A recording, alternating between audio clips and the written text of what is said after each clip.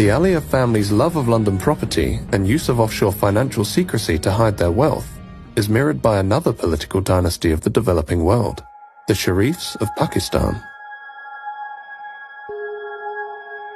The Prime Minister of Pakistan has been disqualified from office. The court also disqualified the country's finance minister, Ishaq Dar. This verdict was unanimous. All the 5 judges declared that Prime Minister Nawaz Sharif is not an honest and sagacious person, and hence he should be disqualified.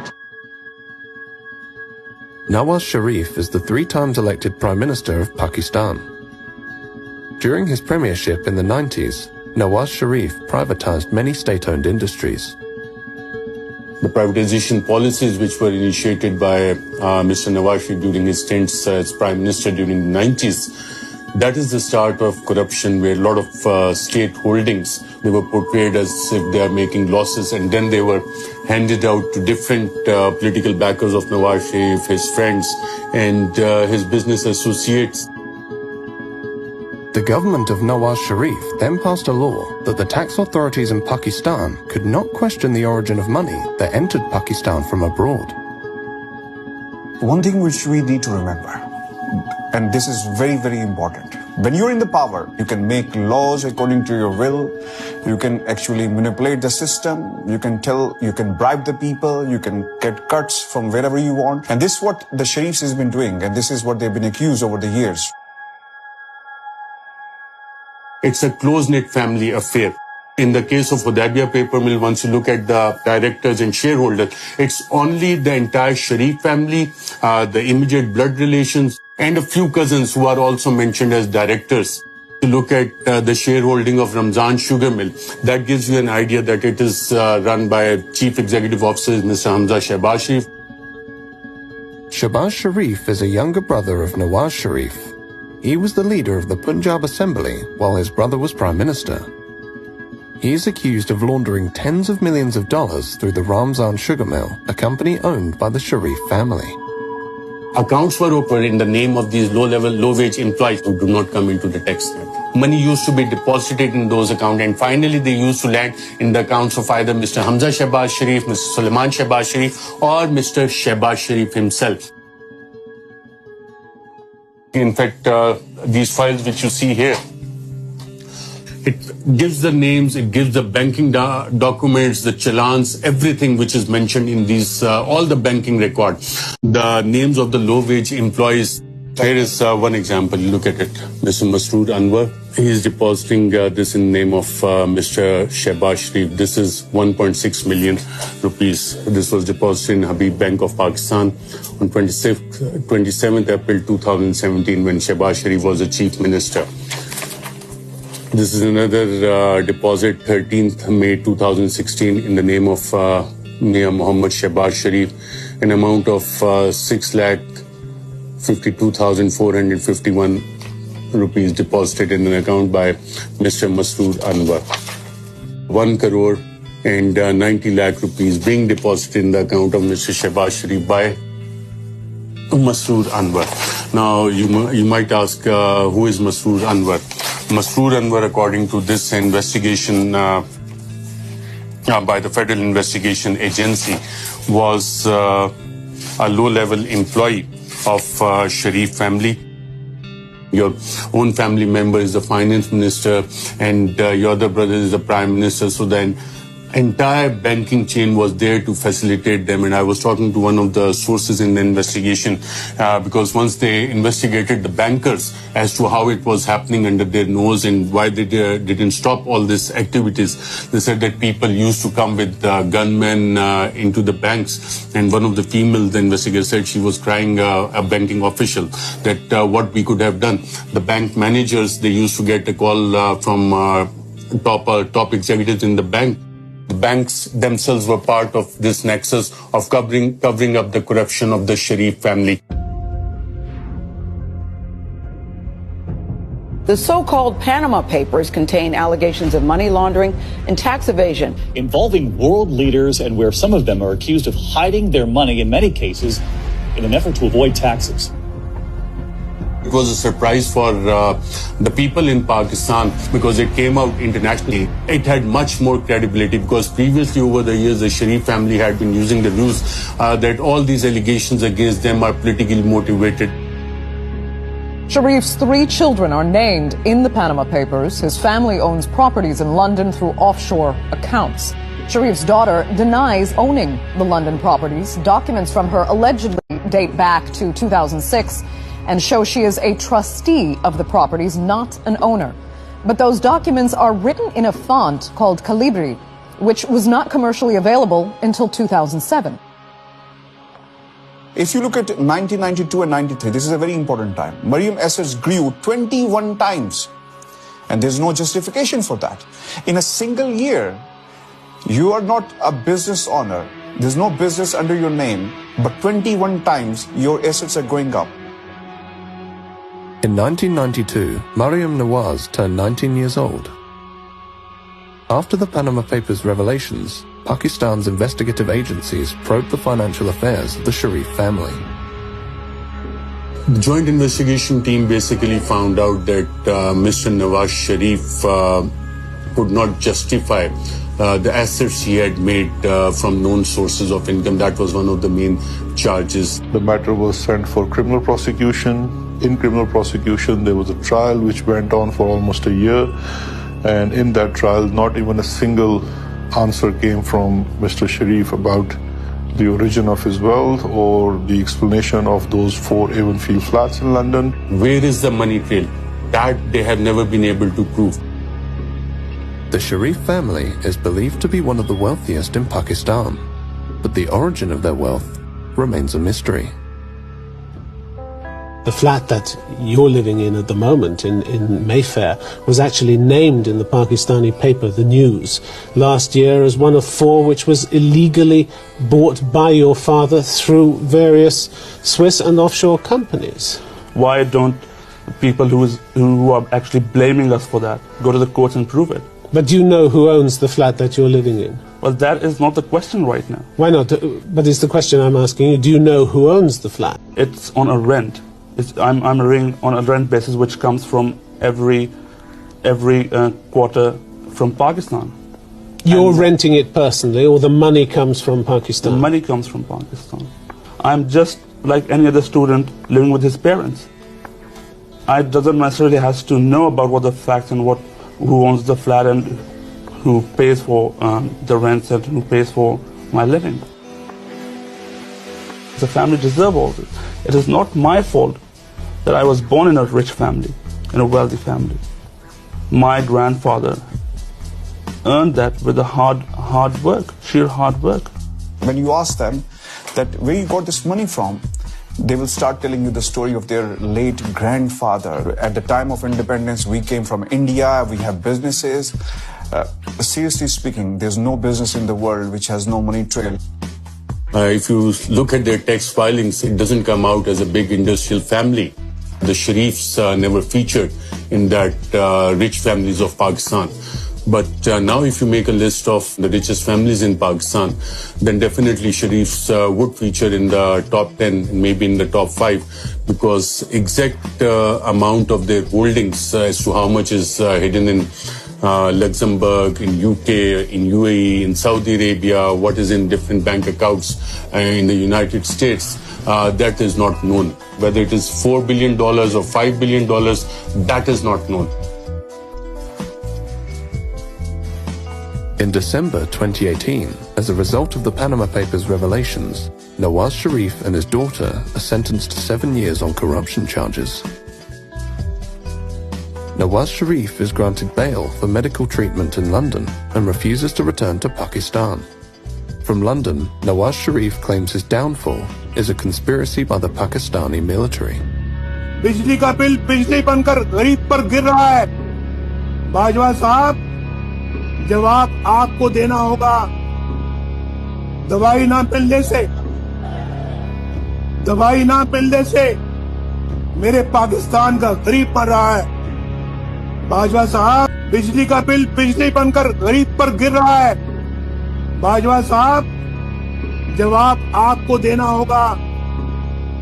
दवाई ना मिलने से दवाई ना मिलने से मेरे पाकिस्तान का गरीब मर रहा है।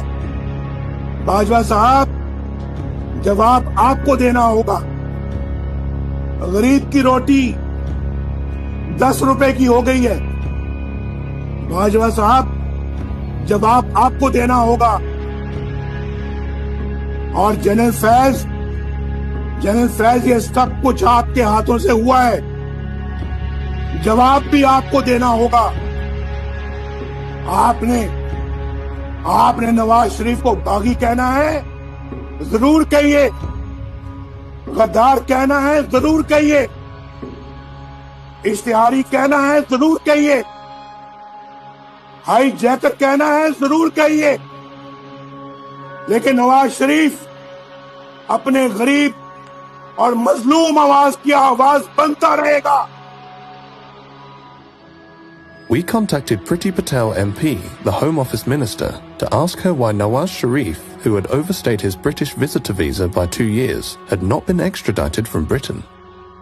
Priti Patel had been eager to deport asylum seekers during her time at the Home Office, yet she took no action against Nawaz Sharif. Priti Patel MP in the Home Office did not agree to an interview. We also contacted the National Crime Agency. We wanted to find out why there had been no meaningful investigation into Nawaz Sharif's assets. The NCA did not agree to speak to us. Nawaz Sharif is not the only member of the Sharif family who has made London his home. London is the second home of House of Sharif. Hassan Nawaz is here, Hussein Nawaz is here, Hussein's children, Zikriya and another son is here, right? Hassan's children are here, Nawaz Sharif is here. And then if you look at Ali Dar, who is the son-in-law of Nawaz Sharif, Asma Nawaz Sharif, who is the youngest daughter of Nawaz Sharif, she's here. Ishaq Dar is here. Then Shehbaz Sharif family is here as well. Sulaiman Shehbaz is here. Ali Imran, who is actually the son-in-law of Shehbaz Sharif, who also lives in this country. Shehbaz Sharif's daughter, Rabia Imran, is also in this country. And she is actually on a run and wanted in Pakistan. Ali Imran is wanted in Pakistan. Ishaq Dar is wanted in Pakistan. All these people are wanted in Pakistan. Sitting in Pakistan, in third world country, you look at it as to why most of the people who are wanted by the courts in Pakistan, by the law in Pakistan, they find a refuge in London, UK. It doesn't make sense to me. London is the destination of choice for politically exposed persons and their family members who have accumulated vast fortunes beyond their known sources of income. These fortunes are frequently laundered or transferred offshore to or through British dependent jurisdictions, where their origin and ownership are obscured and money can be reinvested into the global economy. Capital flight is a major concern for developing countries. We know that there is a huge capital flight, and it's not just specific to our time period. It has been historical. It directly impacts the economy because you see the issue is that if our currency is not doing well and we have a serious issue of sustaining the value of Pakistani rupee, that has a correlation with capital flight. The Financial Action Task Force, or FATF, an intergovernmental money laundering and terrorist financing watchdog headquartered in Paris, had put Pakistan on its grey list of jurisdictions. Our financial systems have been made more accessible. We have sharing of information with almost everyone.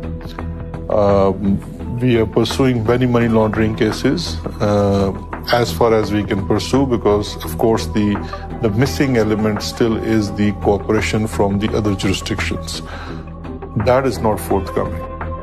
And sometimes we wonder that we are in grey list, but the money that has been taken from here is in countries which are not in the grey list. So that is something that, sometimes is like, okay, so why are we in the grey list then? We approached the FATF for an interview. The FATF declined to speak to us. We would have liked to ask the FATF how it was possible for the UK, Switzerland and Luxembourg, among others, to be considered clean when these countries are known to be major money laundering centers, through whose economies billions of dollars of illicit money are reinvested every year. The money is stolen here and it is hidden in the developed countries, in the developed world. If that is happening, it's not just the fault of Pakistani system that the money is able to go out. What I question is the double standards. So for example, if you ask on one side from countries like Pakistan to have more checks and be more open, we expect in return the same from other countries when we are investigating someone. We will write a mutual legal assistance request to, let's say, Switzerland, and we will say that we have information that Mr. A has a bank account in Switzerland in such and such bank. We don't know the branch, we don't know the account number, but he's definitely in the system and his identity, date of birth, everything is shared, and we will seek information. And maybe 1 year or 2 years after, we will receive certain questions from saying, can you identify the branch name, or can you give us the account number? Whereas we have said in our first request, we don't have those.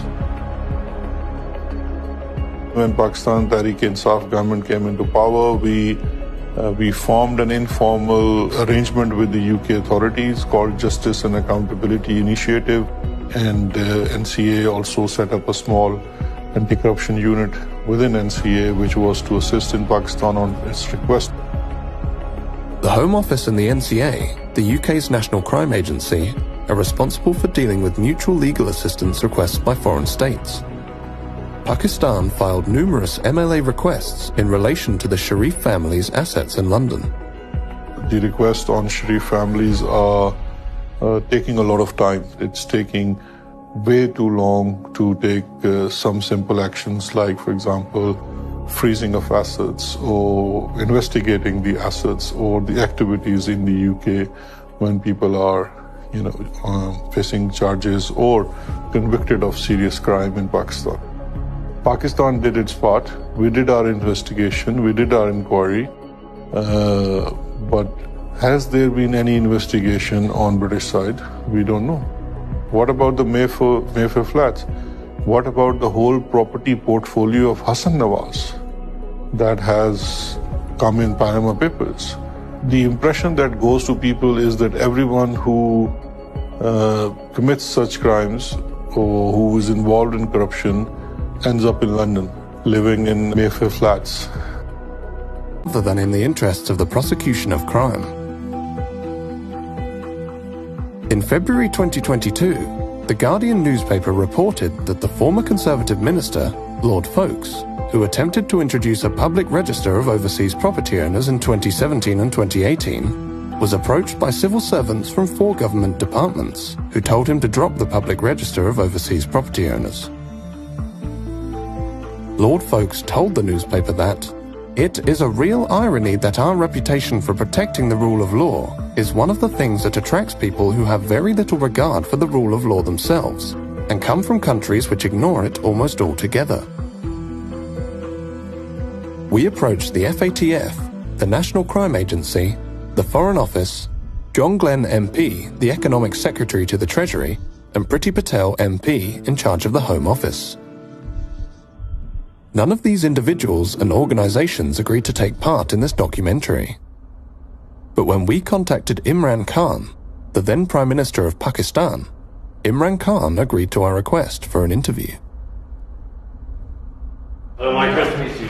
How are you? Very well, thank you. And you? Good, thanks. So you're not going to be in the gallery?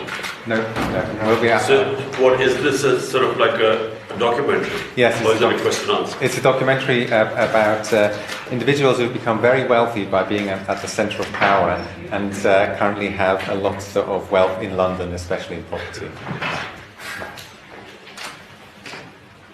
Corruption is not just an issue for Pakistan. It is an issue for all the poor countries. In fact, I've come to this conclusion that countries are poor only because of corruption, and corruption of the elite. It's the corruption of the powerful that destroys a country, not the corruption of the weak. When I, as a prime minister, if I want to make money from my country, steal money and then send it abroad, I can only do it if I weaken the state institutions that would check my corruption. So the institutions get corrupt and they get weaker and they cannot stand in front of the powerful. The richer countries must come forward and treat money taken out of poor countries, money laundered out of poor countries, the same way as terror financing and as drug money. Because these two, terror financing and drug money, affect the richer countries, the laws are very strict. But there's hardly any attempt to stop this plunder of the poor countries. I feel that there is no incentive for rich countries to repatriate money or take action against these people, because they benefit from them. There are countries that are benefiting from money stolen from our countries and which are parked there. They're benefiting from billions of dollars which flow into their properties and their businesses, stolen from this country. So what incentive would they have? We are the ones who suffer. And this is the dilemma. We don't have the resources to get the money back, and they don't have any incentive to send it back to us. So this is the big problem which the entire developing world is facing. I guess it's a question of now hiring more expensive lawyers abroad.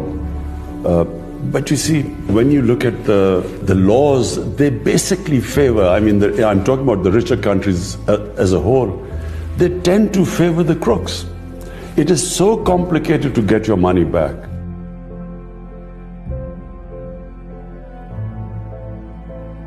Imran Khan has raised this issue in almost every forum that the rich countries must take care of poor countries, and the care involves that the looted money that is now invested in the rich countries must be returned to the original countries. In Panama Papers, the properties of Sharifs are categorically mentioned, and all these properties are in the heart of London. And everyone, including the British government, knows that these properties are actually bought from laundered money. I think international politics play a big role here. So some countries, they say that what is ours and what is yours is also ours. So this is the case with British government right now. Offshore leaks have revealed time and time again that politically exposed persons use secrecy jurisdictions to hide their wealth, launder their wealth, and reinvest that wealth back into the global economy. A large part of the international financial system and many of the major financial secrecy jurisdictions are controlled and regulated by Western interests. Imran Khan frequently spoke out against money laundering and offshore financial centers. His government challenged Western institutions and governments to return and reveal dirty money and undeclared assets of Pakistani origin, pursued an independent foreign policy, and angered the US by refusing to host CIA sites on Pakistani soil.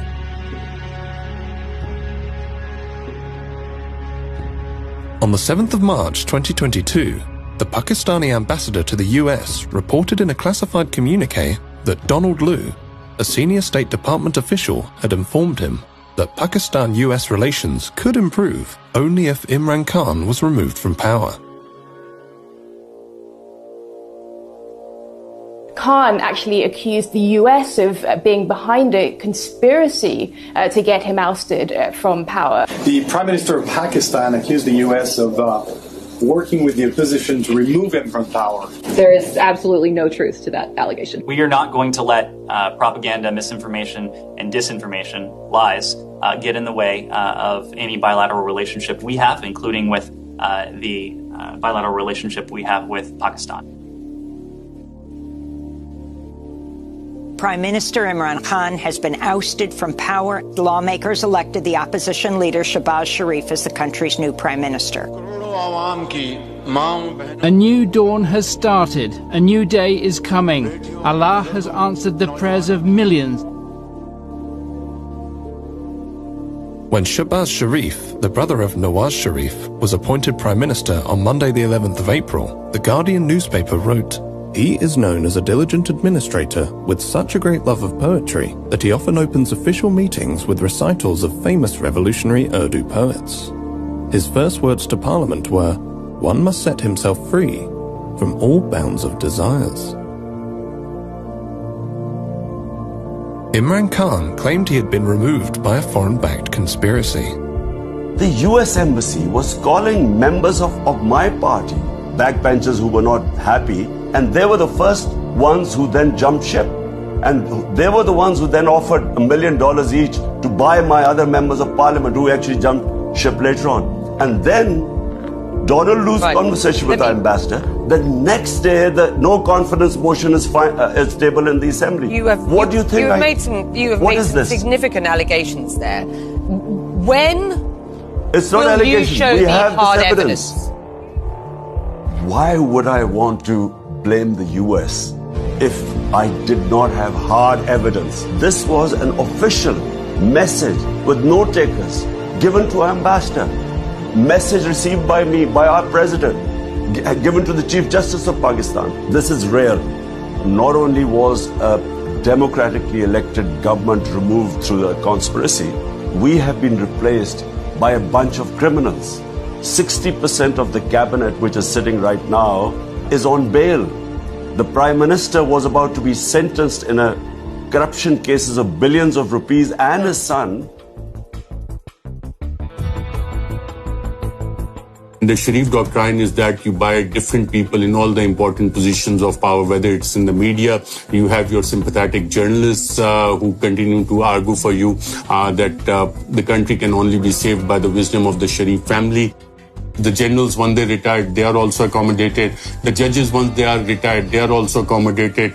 The journalists, they are also given government position, and they willingly take it. So it's the entire Sharif doctrine which gives them this sense that they can even get away with murder in Pakistan. Nawaz Sharif has learned that even though if you are out of power, if you manage to gain time, and if you manage to delay the cases in the courts of law, and once you come back into power, you can manage to get a clean sheet. So I think this time also the same strategy is being followed by the Sharif family. I think those in power, they think that they can get away with the crimes they have done. And Sharif family has been benefiting from them because of their international friends who have been coming to their rescue to strike the dirty deals.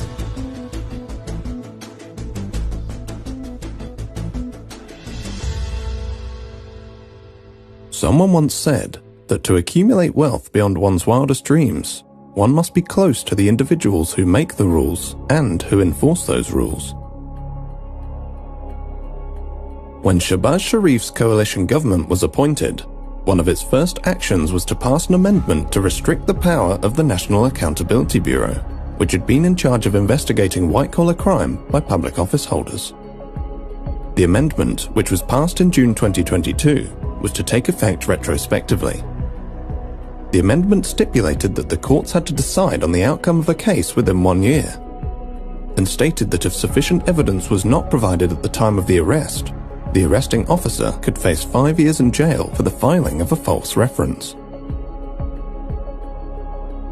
Dr. Muhammad Rizwan, the 47-year-old chief investigator who presided over the investigation against Shahbaz Sharif and his family in the Ramzan Sugar Mills case, died of a heart attack on the 9th of May 2022. Another investigator on the same case suffered a heart attack and remains in critical condition. Malik Masood, through whose accounts prosecutors alleged 3.7 billion Pakistani rupees were laundered to various Sharif family members, had been cooperating with investigators when he too suffered a heart attack and died on the 7th of June 2022. The 49-year-old had been a tea-boy at the Ramzan Sugar Mills, where he drew a salary of approximately $300 per annum for his work at the Sharif family-owned enterprise.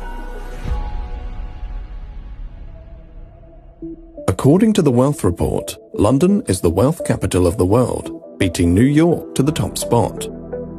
London is the favoured playground of the world's politically exposed oligarchs and their family members.